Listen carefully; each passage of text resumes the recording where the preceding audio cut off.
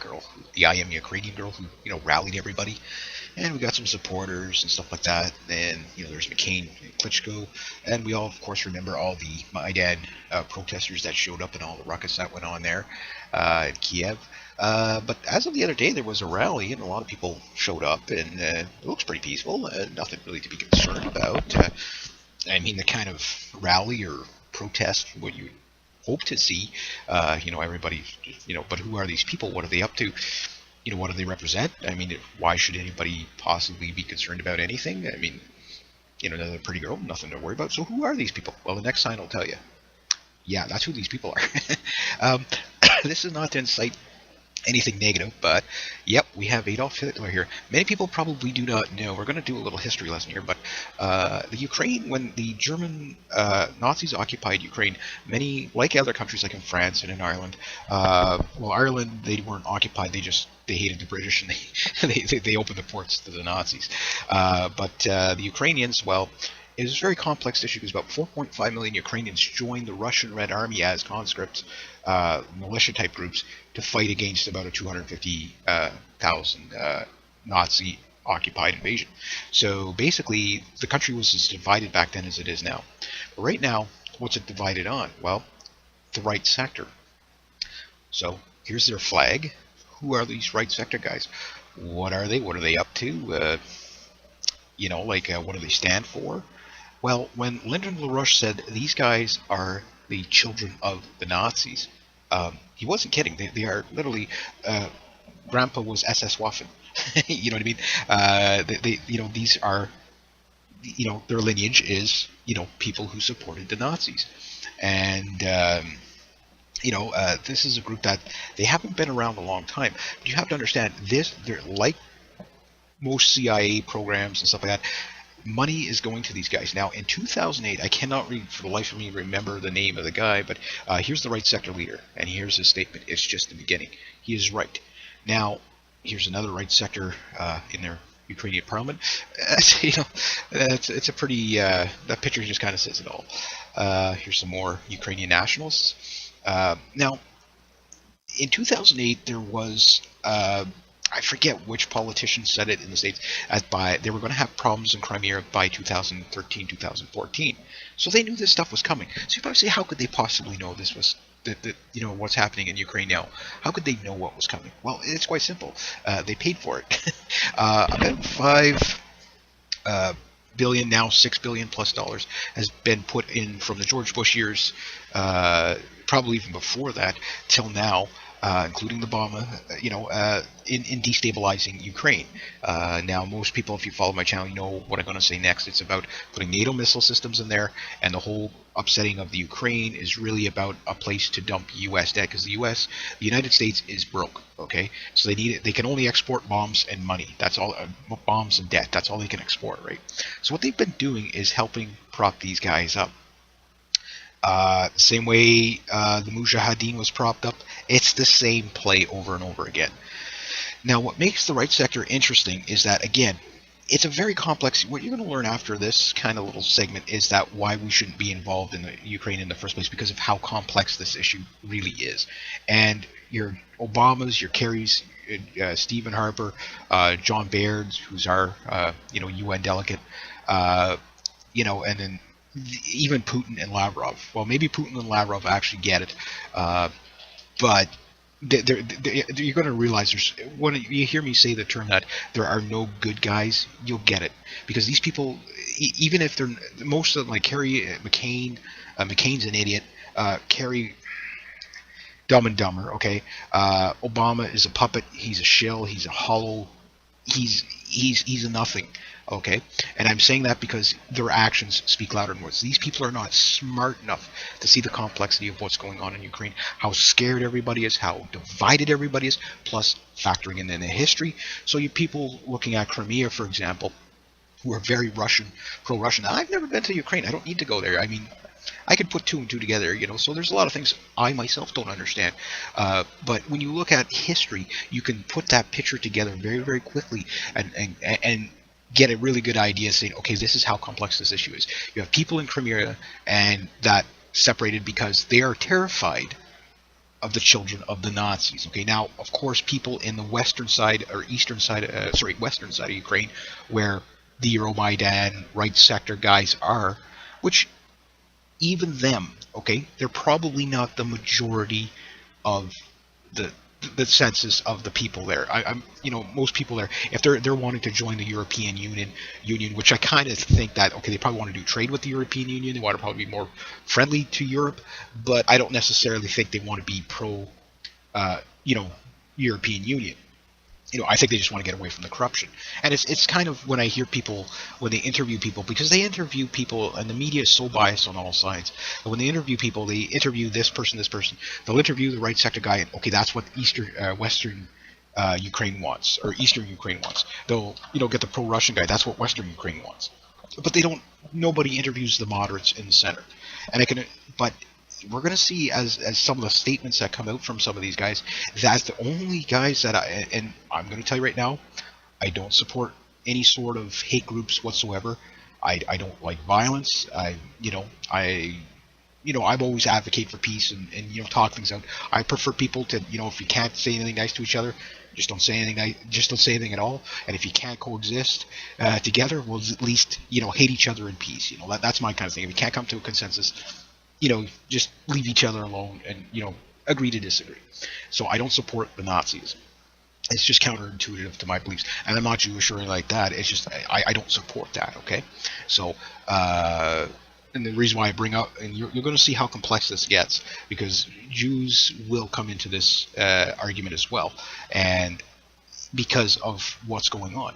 Now, what makes it really complex is that the guy that is the only guy out of all these puppets that have been put into Ukraine, okay, the only guy that is actually saying anything of any value to the country is the right sector leader. Dmitry, I can't even pronounce his name, so I'm not gonna, but you'll figure out who he is. What he said was, and it's this where I do believe in a bit of nationalism in the sense of protect your country, so to speak, without squashing other countries. He said, basically, we don't want to be a part of the European Union and under, U.S. control or EU control. We don't want to be a part of Russia. We don't want to be a part of those communists. And then, of course, he put a few other adjectives in there as well. But the point is what he is talking about is a sovereign Ukraine. Now, he says we're not hateful people and stuff. And they probably really, yes, okay, there's the Nazi symbolism. But again, it gets complex. Why? Because this is a part of their heritage. If your grandfather fought as a Nazi, okay, you might be opposed to, okay, Hitler and stuff like that and all that stuff. But you might look at Grandpa and say, well, I still love my grandfather, right? Because, it wasn't him that chose to go, to start the war. It was governments, which tracks back to, yeah, you guessed it, the world's most famous uncovered family, the Rothschilds, who propped up the wars in the first place. We're talking World War I, World War II, and now it looks like they're trying to prop up World War III. So, and again, these are Jewish people who are using George Soros as their puppet, okay? And these are not regular Jews; these are Zionist Jews. These are totally different, okay? And I'm not anti-Jew or like that, but you gotta explain it so that people get it, okay? So what they do is they give money to these endowment groups, okay? Which, the I Am Ukrainian video, that was paid for by, George Soros groups, stuff like that, okay? Now, that builds the image, okay? So you take that pretty girl again, you put her on there, and she is probably one of the moderate protesters, the type of people you would definitely back, but that's not where the money's going. All the money's going. What they have been doing with the right sector guys, here's the guy, that's the leader again, what he is doing, okay, is basically advocating for his country, and of course, they're the extreme. They're actually left-wing. I don't know why the people call themselves right-wing when they're neo-Nazis and stuff, because they're fascists, okay? And you cannot be a right-wing fascist. It's just contradictory. Right-wing is libertarian. Conservative is okay, conservative is left of libertarian. And a lot of people don't understand the left-right paradigm, but in short, these guys are fascists, so they're left-wing. They're not right-wing, okay? But it's stuck. People call them right-wing groups, but they're not right-wing groups. They're left-wing groups. Fascism is fascism, right? So the thing you also have that's very complex is that they use these guys, okay? I mean, all these helmets, somebody paid for these helmets. You got to understand, these people are broke, okay? They got no money. They're protesting because they don't have hardly any jobs. They're protesting because their government is corrupt, and they're protesting because they just want a better life. And I mean, find fault with that. So you see all these flags come out. Somebody pays for that. You see all these Molotov cocktails come out. The gasoline isn't cheap. You know, the tires. Where the heck do they get all these tires that they burn? You know, somebody paid for that. The raincoats. Somebody paid for that. The pellet guns and the BB guns and the AK-47s or AK-74 there. Those things, okay, yeah, they may have stolen some of them, but on the other hand, I mean, the people have paid for that. It's propaganda. Okay, other things they paid for, you know, like, I mean, you know, like maybe some stuff people bring in themselves, but you have to understand that a lot of this stuff is paid for by foreign government, the United States, that type of thing. I mean, here's our warmonger right here. He can't wait to get a war going in Ukraine. Now, these right sector guys are actually not good guys. They're not bad guys. They're bad guys in the sense that, yeah, they go around beating up people and, you know, they're doing the typical neo-Nazi things, but they're not all technically neo-Nazis. They're nationalists. And some are fascists, some are nationalists. And, you know, nationalism and fascism is also different. Okay? Although they are kind of considered left-wing. Okay? Slingshots are cheap. Maybe the guy brought it from home. That's fine. But when you see the stuff come out in large numbers, you know that somebody paid for this stuff, and that's basically your provocateuring. Now, where it gets really complex, okay, is that the people in the country, okay, they're not stupid, and this is why you don't see the moderates in front of the cameras, okay, is because the moderates will say, hey, look, Russia is backing the west side.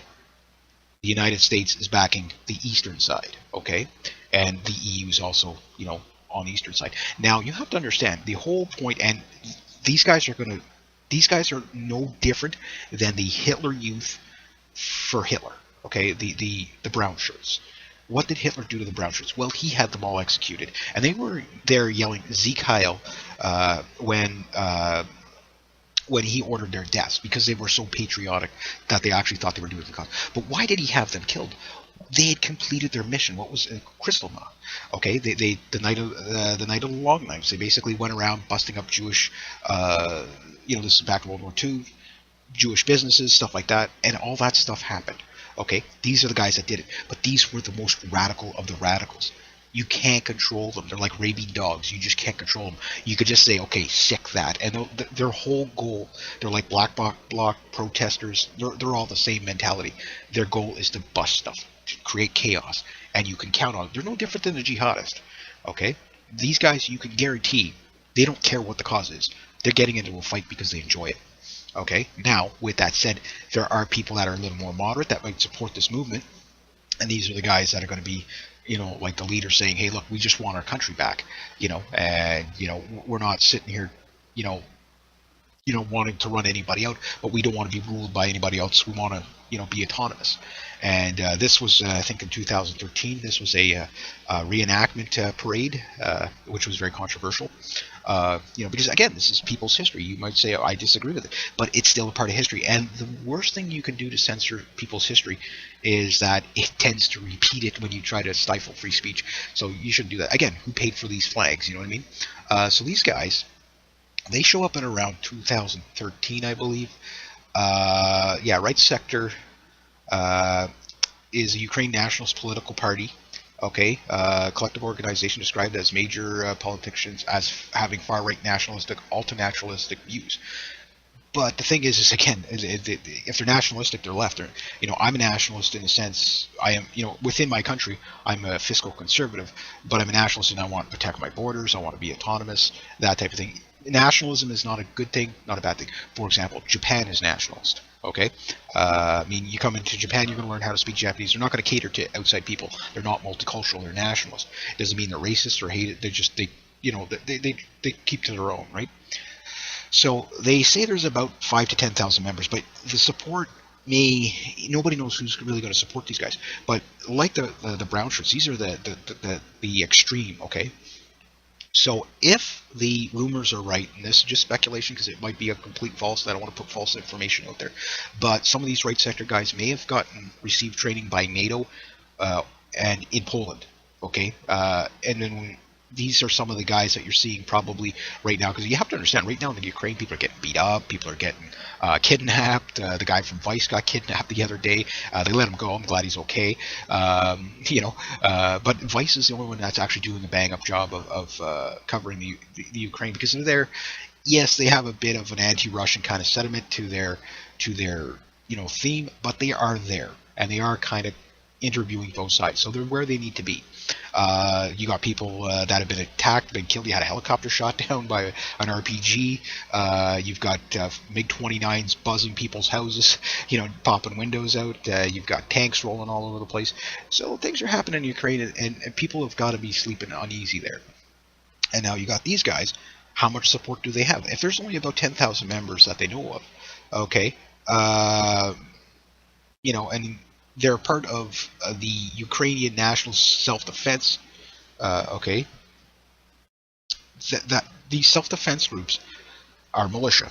Okay, these guys are probably ex-army, that type of thing. The idea behind it. Okay, and you can Google it, and it'll give you the idea of what these guys are up to and stuff like that. These guys, okay, they're not needed anymore. Okay. They want to basically be, like I say, an independent Ukraine. However, they were used to basically overthrow the government. So you have a very minute minority radical part of the country that has questionable amount of support. Just because they only have 10,000 members, it doesn't mean maybe half the country supports them, half the country doesn't. Who knows? Maybe all the countries support them, and we don't know why, because these guys don't really get in front of the camera. Like for RT, for example, RT demonizes them. Why these guys are bad. But even Vladimir Putin himself did not demonize these guys. He did at some points, but he stuck up for them at one point, saying that, no, these guys are just misguided. They've been through a lot. Putin kind of rolled over on Yanukovych and basically sold him out. He says, well, he's playing his hand pretty close. He's not really telling you what he's going to do, this guy, or if he's going to do anything.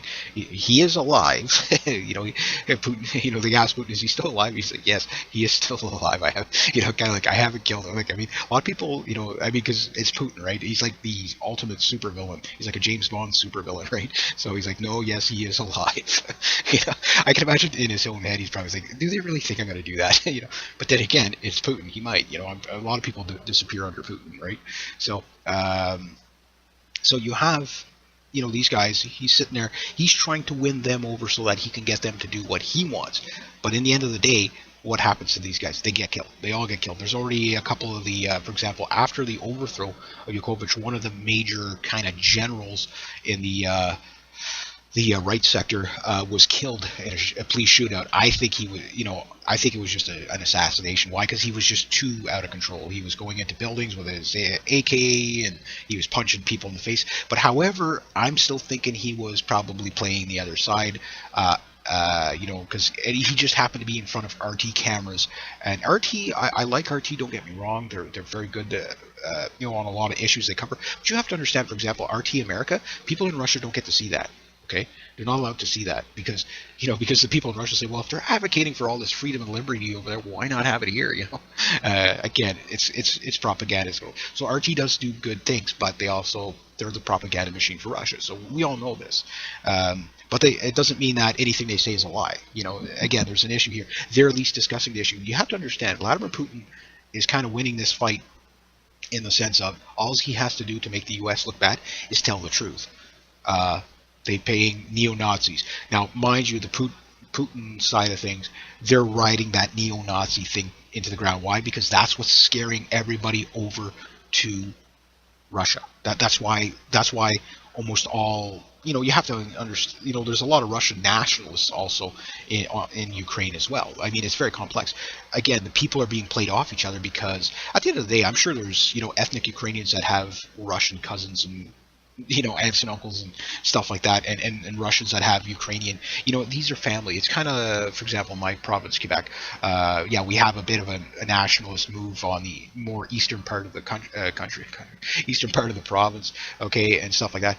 But we just had, for example, you might as well call it a referendum in the sense where we had a provincial election, an early called provincial election from the separatist part of the Quebec Parti Québécois. Okay, now if you follow my channel, you know how I feel about that party, and they got voted in because of the corruption.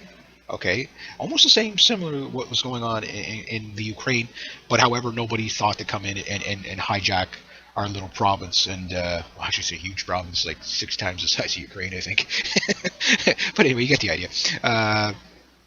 So anyway, people here, okay, they're French, they're English, okay. 53% of the population is bilingual, so it means that they can deal with each other in either language. It doesn't matter. And then you have other part of the province that is probably, I'd say, 20%. 20% is probably French speaking only, and then the rest is probably English speaking. I can't remember what the ratio was.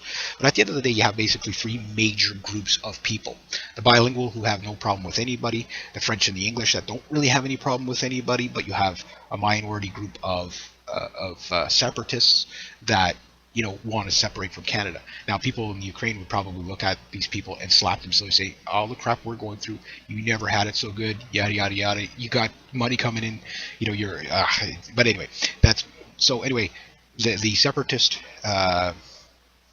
premier premier of the province calls an early election because she didn't want to go testify against her husband, and she lost, humiliating, almost destroying the party.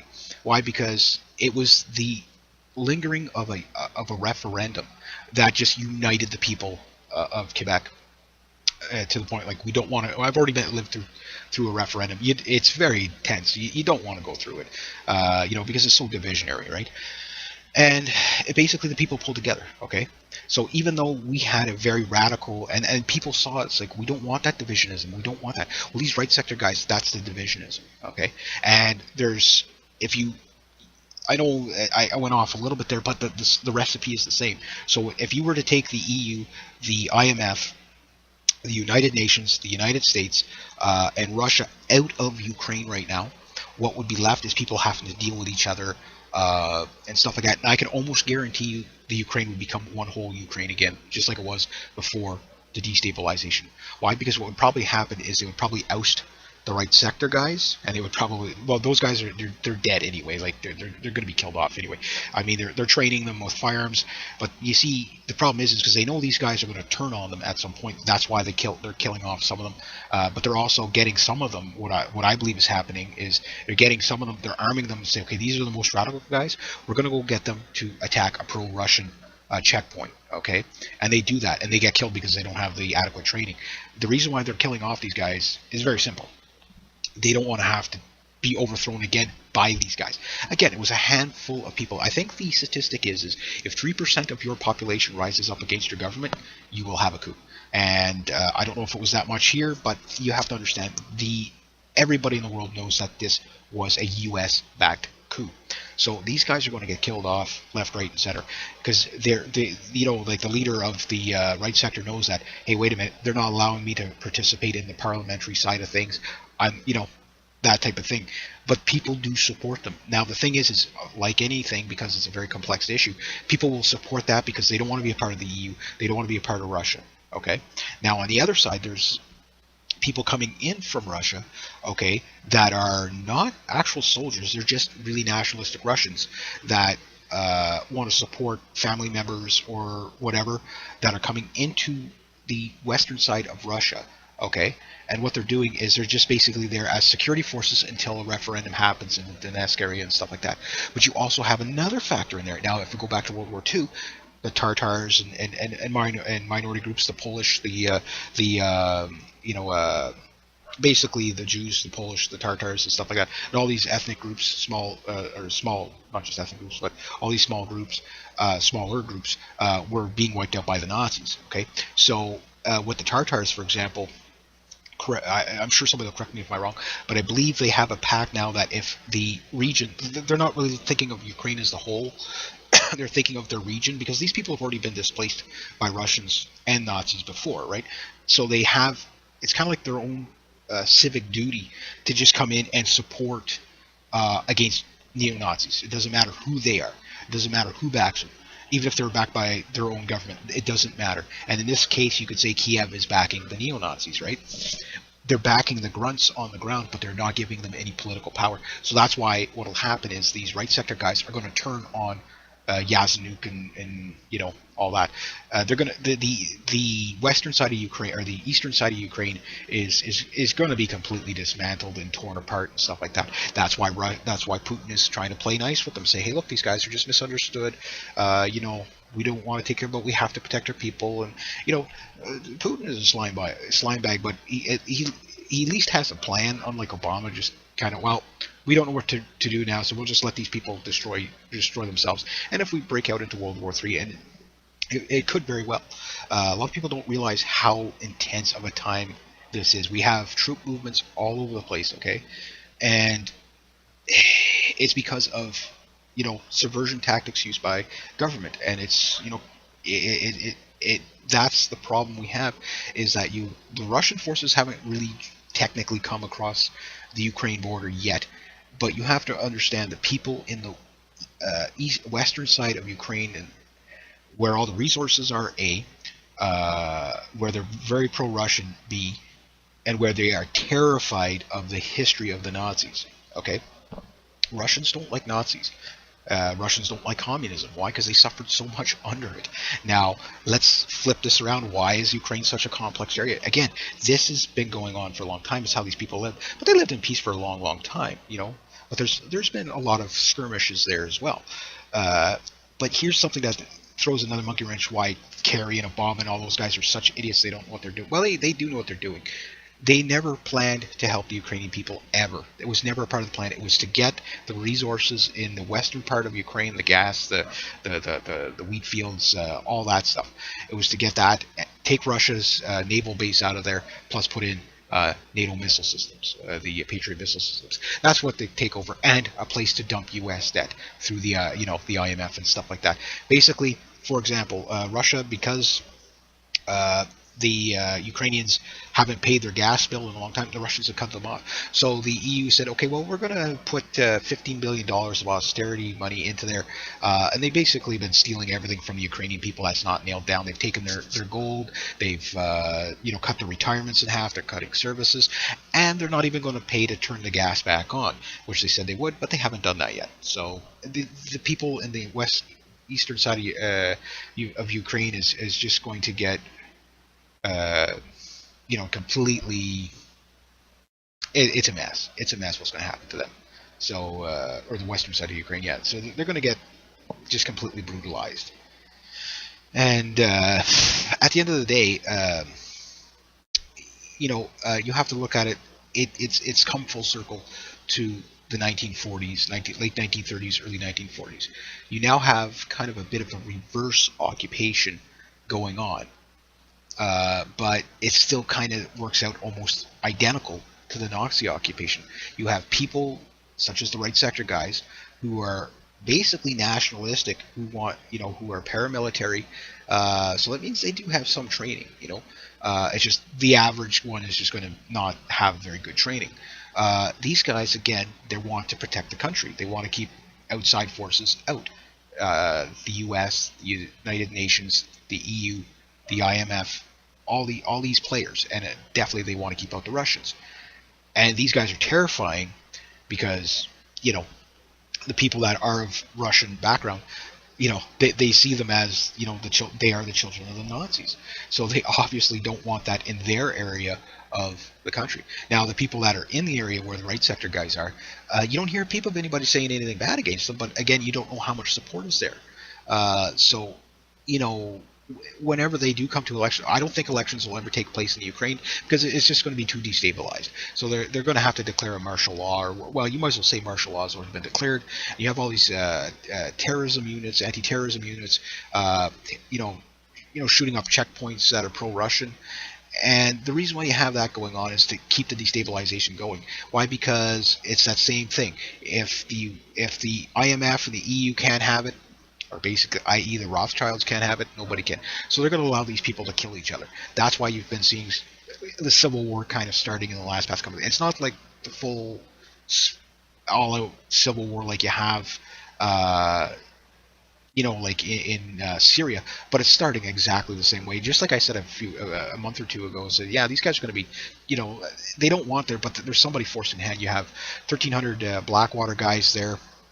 Uh, you have now another 600 U.S. troops in Poland and in Hungary and in Slovakia. You've got 5 Navy warships heading there. You have a warship already there. You've got Russian bombers buzzing, aircraft buzzing parts of Europe. You have Russian warships buzzing Europe. So you can see all this, how this is going to escalate into a big war. And Poland, of course, if the rumors are correct, and they've been training these right sector guys, and it tracks back to the overthrow of the Russian puppet that was there.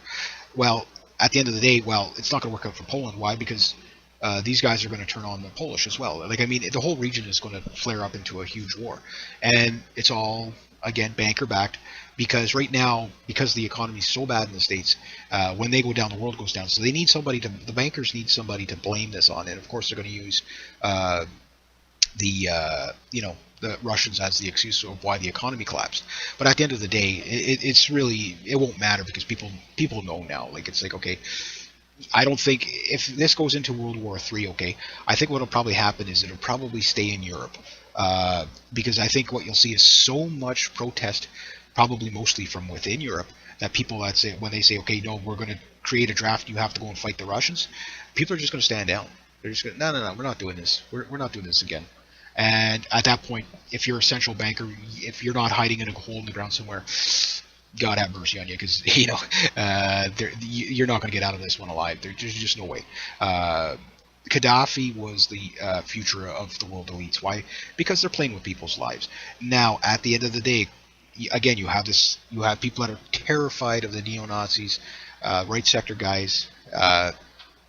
In Ukraine, you have the right sector guys that want to protect the country and keep it sovereign, and then you have everybody in between, like the Tartars, who are kind of backing the Russian side of things, because they're terrified of the neo-Nazis, but they're also protecting themselves as well, because they know that they've been done in by both Nazis and communists, right? So these people are, you could see there's a lot of different things going on there, and this is starting to come out. Not in the mainstream. The average American public will not see this. The average Canadian public will not see this. We get one narrative from the CBC: Putin is bad.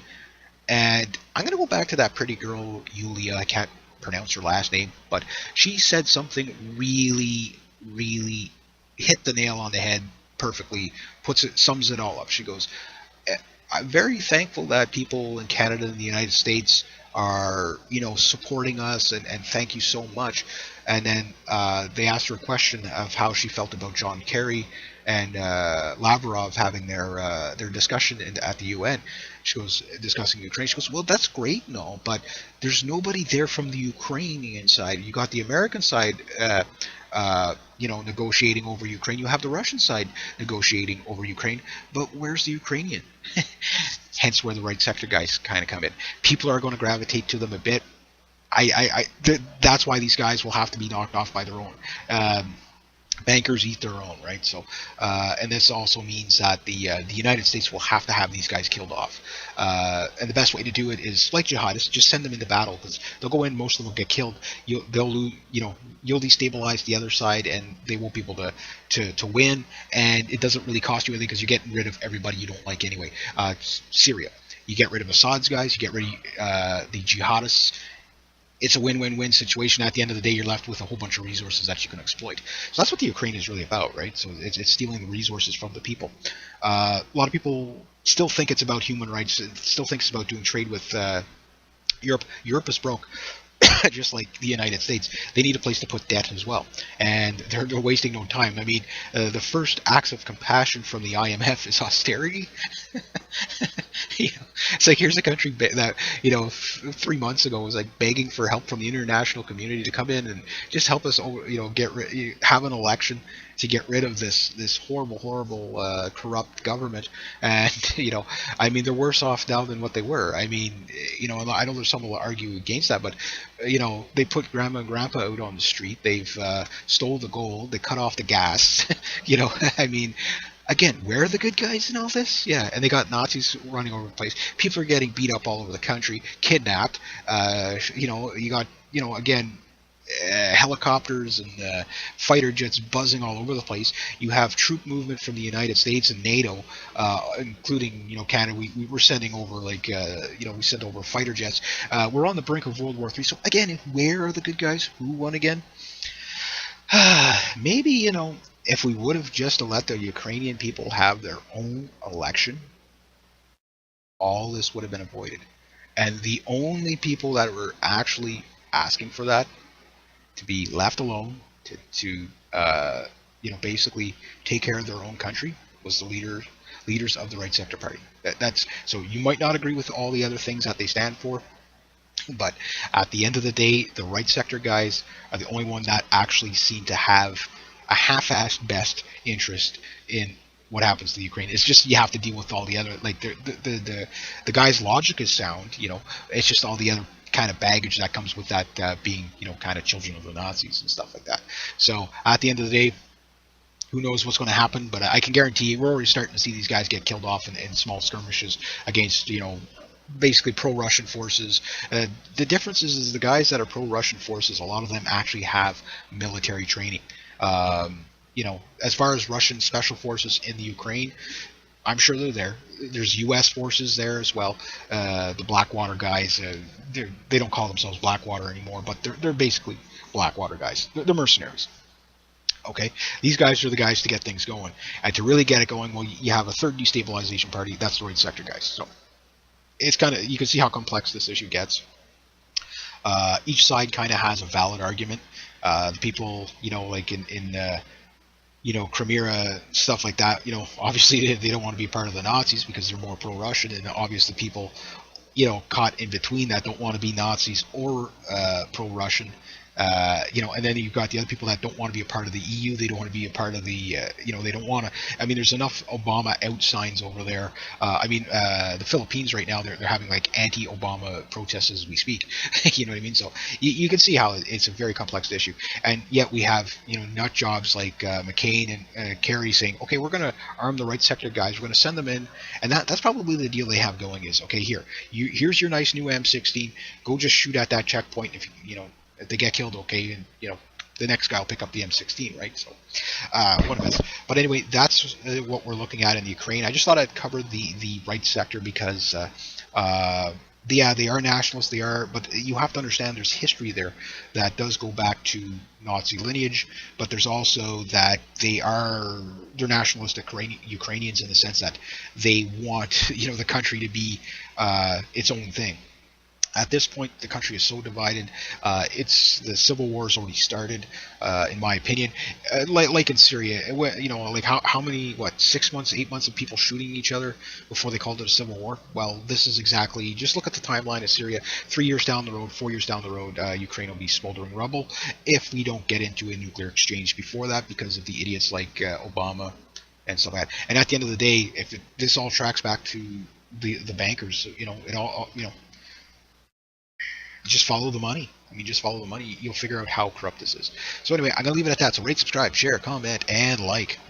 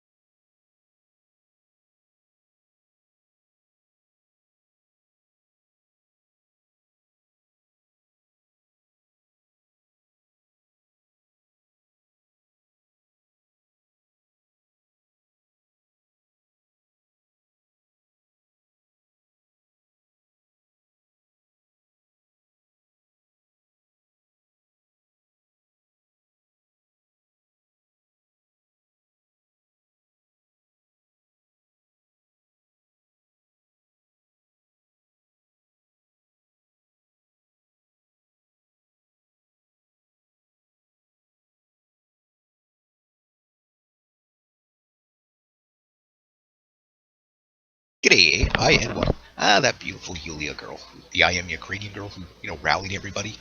And we got some supporters and stuff like that. And, there's McCain and Klitschko. And we all, of course, remember all the Maidan protesters that showed up and all the ruckus that went on there in Kiev. But as of the other day, there was a rally, and a lot of people showed up, and it looks pretty peaceful. Nothing really to be concerned about. I mean, the kind of rally or protest, what you hope to see. Everybody, but who are these people? What are they up to? What do they represent? I mean, why should anybody possibly be concerned about anything? I mean, they're a pretty girl, nothing to worry about. So who are these people? Well, the next sign will tell you. Yeah, that's who these people are. This is not to incite anything negative, but yep, we have Adolf Hitler here. Many people probably do not know. We're going to do a little history lesson here, but the Ukraine, when the German Nazis occupied Ukraine, many, like other countries like in France and in Ireland, Ireland, they weren't occupied, they hated the British, and they opened the ports to the Nazis. But the Ukrainians, well, it was a very complex issue because about 4.5 million Ukrainians joined the Russian Red Army as conscripts, militia type groups, to fight against about a 250,000 Nazi occupied invasion. So basically, the country was as divided back then as it is now. But right now, what's it divided on? Well, the right sector. So here's their flag. Who are these right sector guys? What are they? What are they up to? What do they stand for? Well, when Lyndon LaRouche said these guys are the children of the Nazis, he wasn't kidding. They are literally. Grandpa was SS Waffen. You know what I mean? These are. Their lineage is people who supported the Nazis, and this is a group that they haven't been around a long time. But you have to understand this. They're like most CIA programs and stuff like that. Money is going to these guys. Now, in 2008, I cannot for the life of me remember the name of the guy, but here's the right sector leader, and here's his statement. It's just the beginning. He is right. Now, here's another right sector in their Ukrainian parliament. It's a pretty, that picture just kind of says it all. Here's some more Ukrainian nationalists. Now, in 2008, there was I forget which politician said it in the States, they were going to have problems in Crimea by 2013, 2014. So they knew this stuff was coming. So if I say, how could they possibly know this was, what's happening in Ukraine now? How could they know what was coming? Well, it's quite simple. They paid for it. About 5 billion, now $6 billion plus dollars, has been put in from the George Bush years, probably even before that, till now. Including the Obama, in destabilizing Ukraine. Now, most people, if you follow my channel, you know what I'm going to say next. It's about putting NATO missile systems in there, and the whole upsetting of the Ukraine is really about a place to dump U.S. debt, because the United States is broke. Okay, so they need it. They can only export bombs and money. That's all. Bombs and debt. That's all they can export, right? So what they've been doing is helping prop these guys up.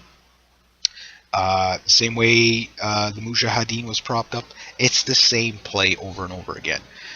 Now, what makes the right sector interesting is that, again, it's a very complex. What you're going to learn after this kind of little segment is that why we shouldn't be involved in the Ukraine in the first place, because of how complex this issue really is. And your Obamas, your Kerrys, Stephen Harper, John Baird, who's our UN delegate, and then even Putin and Lavrov. Well, maybe Putin and Lavrov actually get it, but you're going to realize when you hear me say the term that there are no good guys, you'll get it, because these people, even if they're most of them, like Kerry, McCain's an idiot. Kerry, Dumb and Dumber. Okay, Obama is a puppet. He's a shill. He's a hollow. He's a nothing. Okay, and I'm saying that because their actions speak louder than words. These people are not smart enough to see the complexity of what's going on in Ukraine, how scared everybody is, how divided everybody is, plus factoring in the history. So you people looking at Crimea, for example, who are very pro-Russian. I've never been to Ukraine. I don't need to go there. I mean, I could put two and two together, so there's a lot of things I myself don't understand. But when you look at history, you can put that picture together very, very quickly and get a really good idea saying, okay, this is how complex this issue is. You have people in Crimea and that separated because they are terrified of the children of the Nazis. Okay, now of course people in the western side or eastern side, western side of Ukraine, where the Euromaidan right sector guys are, which even them, okay, they're probably not the majority of the the census of the people there. I'm, most people there, if they're wanting to join the European Union, which I kind of think that okay, they probably want to do trade with the European Union. They want to probably be more friendly to Europe, but I don't necessarily think they want to be pro, uh, you know, European Union. I think they just want to get away from the corruption. And it's kind of when I hear people when they interview people, because they interview people and the media is so biased on all sides. And when they interview people, they interview this person, this person. They'll interview the right sector guy, and okay, that's what Western Ukraine wants, or Eastern Ukraine wants. They'll get the pro-Russian guy. That's what Western Ukraine wants. But they don't. Nobody interviews the moderates in the center.